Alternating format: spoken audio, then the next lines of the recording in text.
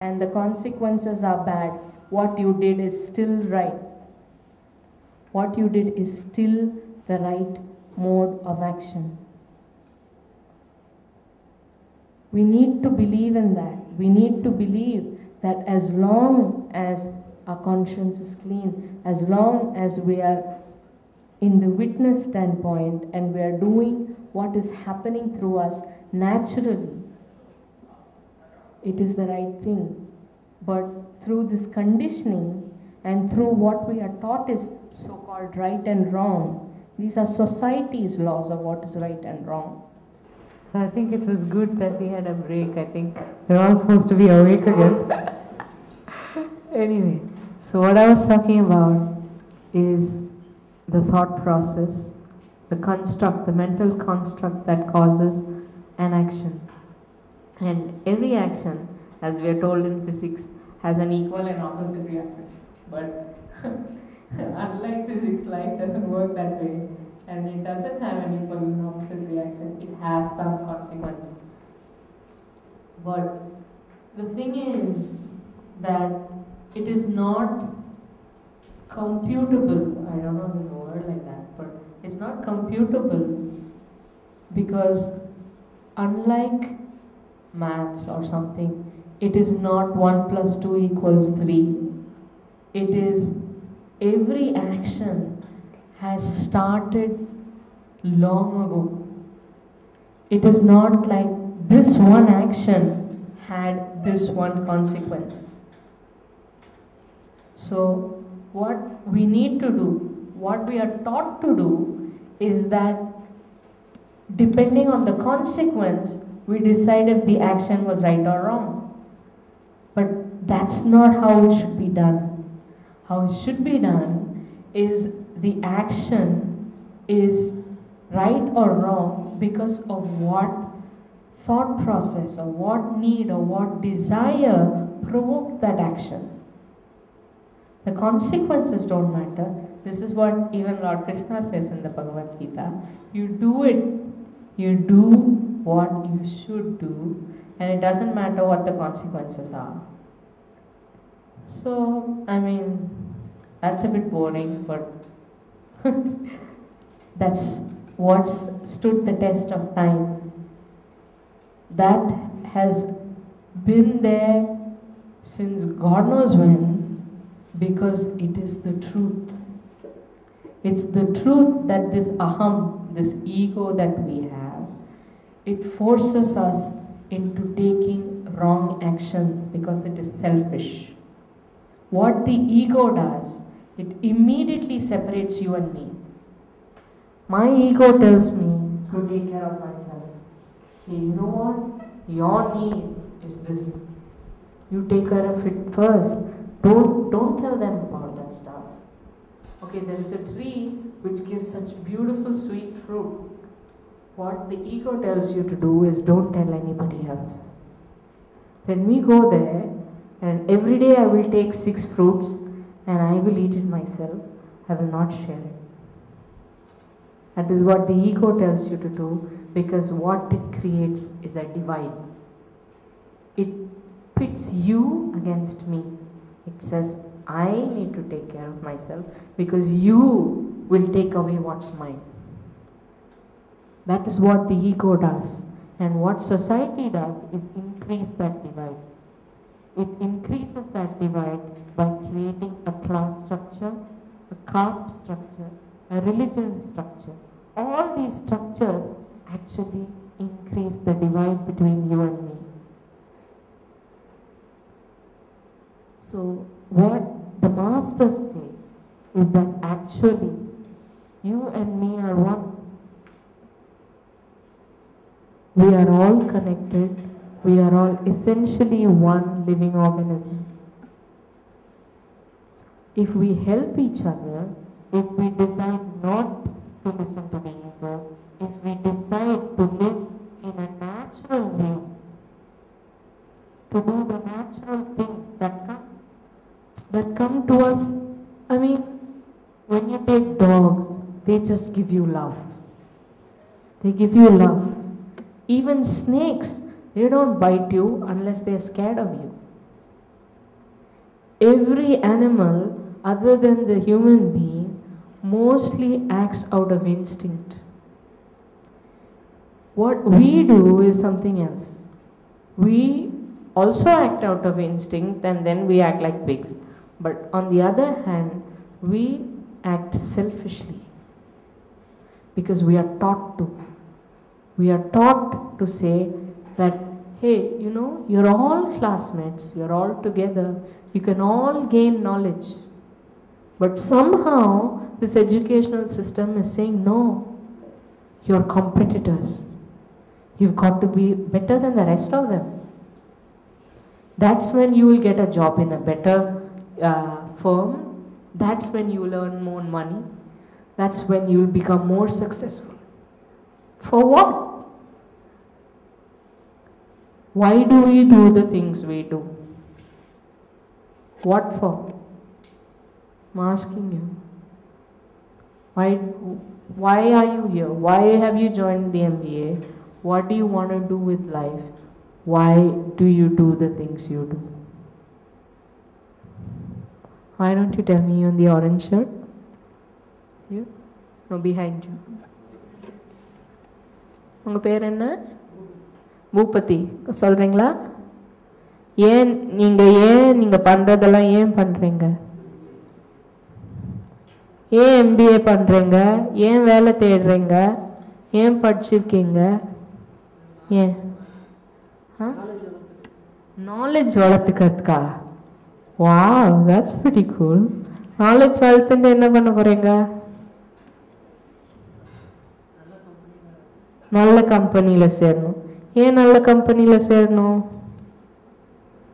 நிறைய சேலரி கிடைக்கும், கம்மி ஒர்க்கிங் ஹவர்ஸ் கிடைக்கும், US போறதுக்கு சான்ஸ் கிடைக்கும். கரெக்டா? கரெக்ட். ஸோ US போனாக்கா என்ன ஆகும்? நல்ல பொண்ணு கிடைப்பா, பணக்கார வீட்டில இருந்து.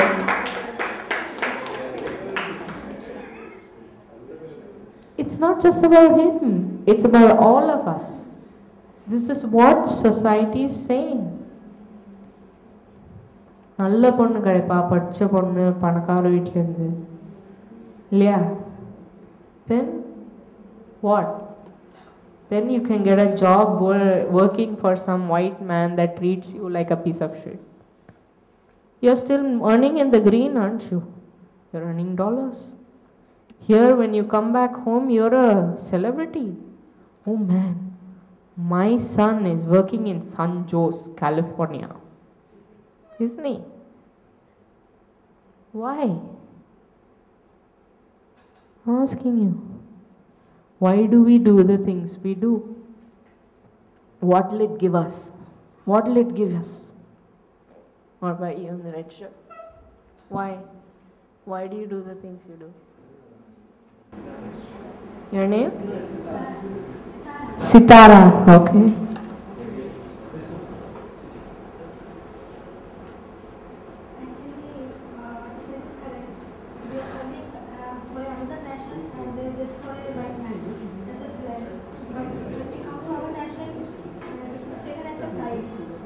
Yes. No, forget about all that. I'm asking you, why do you do the things you do? Why are you seeking a better job, a better career, a better man, a bigger house, a bigger car? Why are you seeking those things? Why are you going after those things? And success will give you what? Happiness. So, what do we want? We want happiness, we want peace of mind, and what else do we crave? Each of us craves love and approval. These are the 4 basic things we want: happiness, peace of mind, love, and approval. Well, 3 things, let's say. Love comes only with approval. So, happiness, peace of mind, and love. Right? Do we need to do all these things to get that? Do we need to be a CEO to be happy? I don't think so. I don't think so. Do you need to be a CEO? Which CEO has peace of mind? I doubt it. I doubt it. Which CEO is happy? They're working 16, 18 hours a day, slogging their hearts out, getting heart attacks when they're 35 and 40. For what? Yeah, that's because we are taught that. We are conditioned to believe that material success will provide happiness. We are provided to believe that if you sit, taught to believe that if we sit in a Mercedes Benz, you are happy inside it. I can tell you, sorry dudes, the world is teaching you an illusion. It is a myth. It's not true. Let me tell you one more thing. I want to give you an example of this man. There was this man, let's call him X. He was an entrepreneur. He had his own company where he was making spare parts for some, like a TVS something. And he was working very hard over several years. For 10, 12 years, he'd been working very hard to bring this company into profitability and slowly keep getting better and better contracts. And in the process, he'd lost his wife. His wife had left him and she had gone off to a place, let's say Hyderabad. She had gone off there and she was very unhappy with him. She was making a lot of demands on him because she had taken the children and she needed resources, she needed money to make her children go to the right schools and wear the right clothes and the right brands on their t-shirts and whatnot. So she needed money. So she was making a lot of demands on him and he was very unhappy with her. Couldn't she understand that he was working so hard only for her? How dare she leave him? So he was very unhappy. And then he got a letter in the mail and the letter was postmarked Hyderabad. So he immediately decided, gosh, this must be from the wife. What a terrible person she was. She didn't understand any of the sacrifices he had made for her. She had nicely sat at home with the children when he was working 16, 18 hours a day. What was wrong with her? How dare she leave him? And now he had nobody.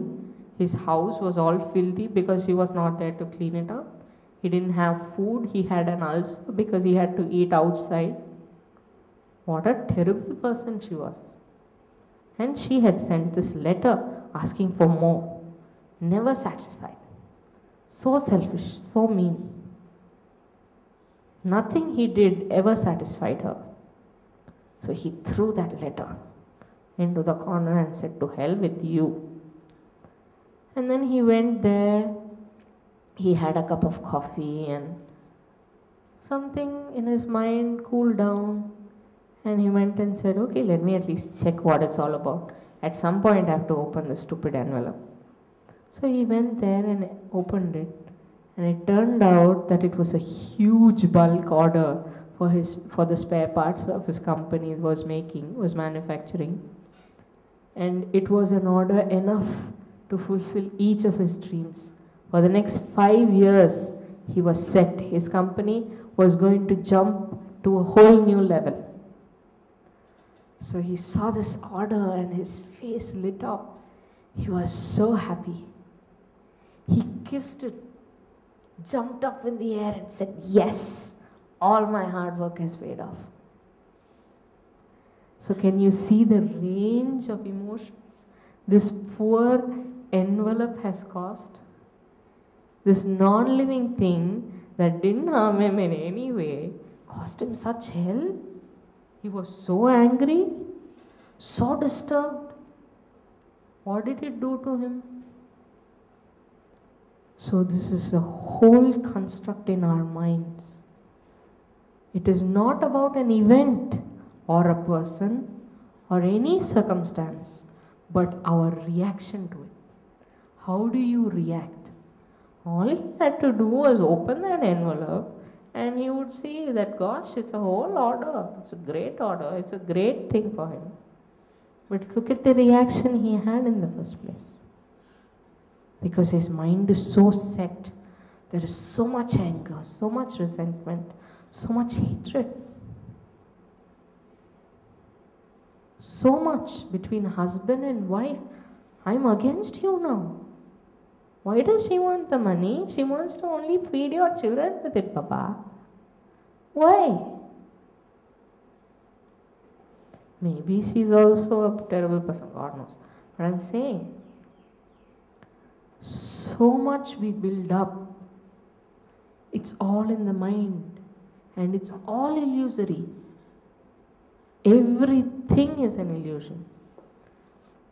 The psychological thing they're saying is that every judgment we make about a person goes through these 3 stages. First of all, I meet you, and then I decide in my mind that this is what you think of me. It is an imagination. You need not have thought that at all. But in my mind, I make an assessment, a judgment, and said, oh, she must have thought I'm very stupid. So then, I have a reaction to that.